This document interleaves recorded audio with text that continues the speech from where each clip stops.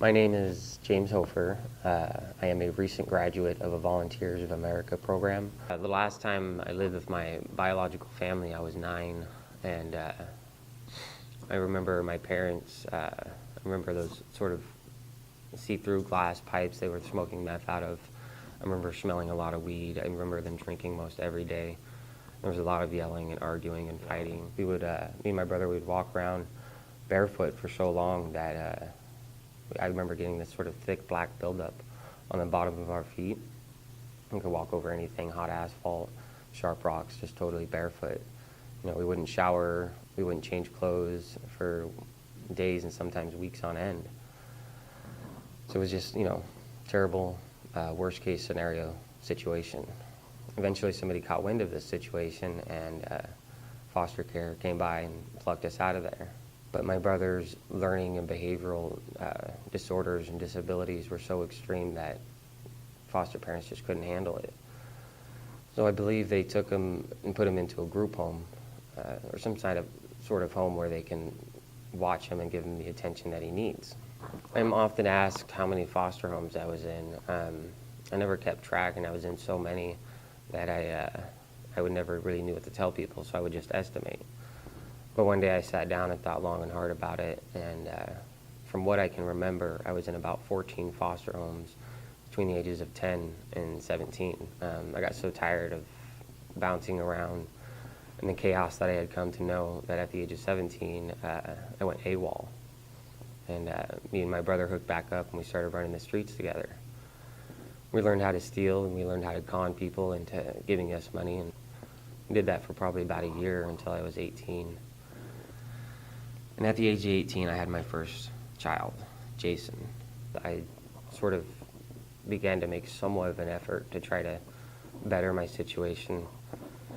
Me and my brother lost contact yet again. A friend of mine in Los Angeles gave me a job as a cement mason.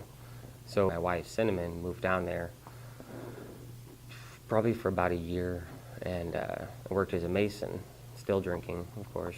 And when I moved back to Sacramento, no job, no nothing, no place to stay. I was back to being homeless. When I say homeless, I mean, I was sleeping in fields, on park benches, just drinking as much as I possibly could to try to sleep through the night. And at this point, I was 21 years old, and my wife was staying in, for lack of a better term, a crack house. And the people she was staying with let me stay there a couple nights, and then something happened. December 20th, at about 2:30 in the morning, it was 2010, I was sitting watching TV. The best way to explain it is all my senses became hyperactive. Sounds became crystal clear, colors became vivid, and every hair on my body just stood on end, and I was just mortified. I was in shock. Some people refer to this as divine intervention, spiritual enlightenment. I would just refer to it as an extreme moment of clarity.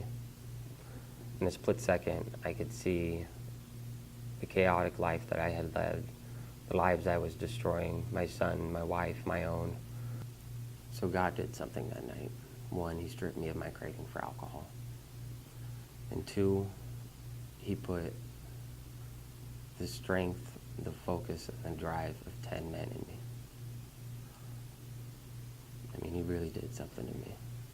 So there I was, 21, no job, no skills, no idea how to take care of myself. And then my wife comes to me and tells me she's pregnant. That day I made her a promise.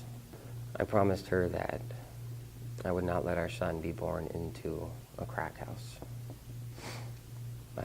So I began searching for a way to pull my family up out of our situation. And then I heard I could get paid to go to school. So I started school at Cosumnes River College. And I started getting, the Pell Grant, and I got a job there, and I was even winning scholarships. And I met a woman by the name of Acelia Valadez. She She's a liaison for former foster youth at the college. She learned a little bit about the situation I was in. She could see that I was homeless and that I had a 3.5 GPA, and she said, "Wow, this kid's got something, you know." And she told me about this program, Adolfo Housing Program. It's a transitional housing program for former foster youth. So being homeless, I met the requirements to become a part of the program, and I started staying there. And at Adolfo, I took just full advantage of every service that they had to offer. When I needed clothes for work or a job interview, they gave them to me. When I needed food, they gave it to me. They even had computers for me to check my emails and do my homework, and they even gave me bus passes so that I could get around.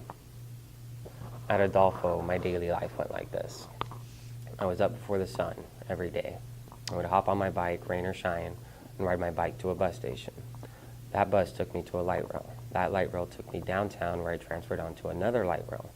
That light rail took me out to South Sacramento, where I caught the 159 bus, which took me to the front doorsteps of Casamas River College. It took me 2 hours in the morning and 2 hours in the afternoon. I did my homework on the buses and trains, and I got it done, and I did it.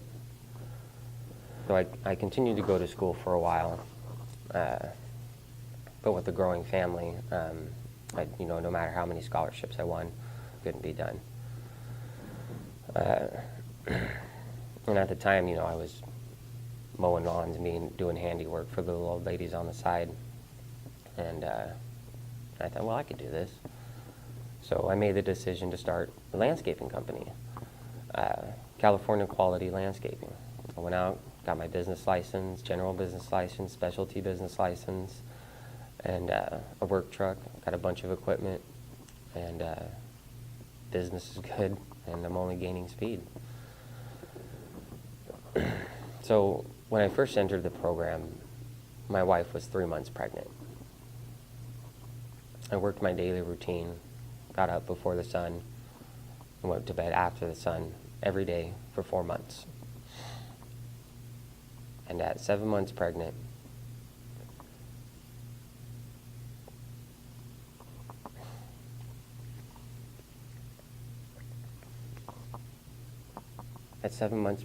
I delivered on my promise to my wife, and we moved into our first place together in South Sacramento.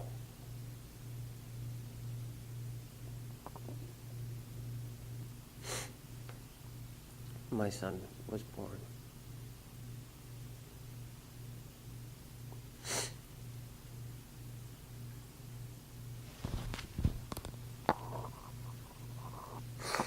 My son was born into my home.